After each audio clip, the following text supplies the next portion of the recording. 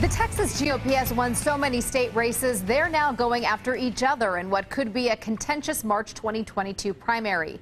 George P. Bush is challenging incumbent Ken Paxton for Attorney General, and former Texas GOP Chairman Allen West is weighing a run for office.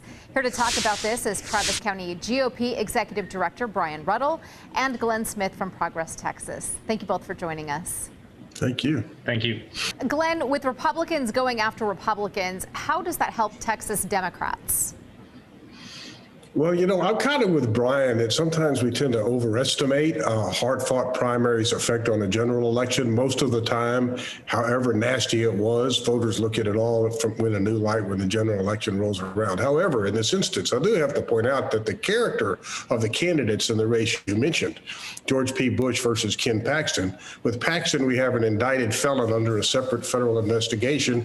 George P. Bush is willing to betray his entire family, who Trump mocked and made fun of, in order to try to grab a little power. It's kind of sad to see, and the character flaws in these two kind of expose something about Republicans they might rather not have showcased. Glenn, is it possible for Texas Democrats to stop the GOP revolving door when it comes to state office holders? Yes, but we're going to have to do it on our own and not rely on the mistakes of Republicans. We got to go grab these seats, and I think we're working on plans to do just that. As for Allen West, he was not only just in the office of party chair for a year, he only moved to Texas a little more than a year ago before he's now quit. I kind of responded the first time asked about it with a who's Allen West. I think he's a nobody. I don't think he'll run for anything in Texas. It wouldn't surprise me if he moves on to another state.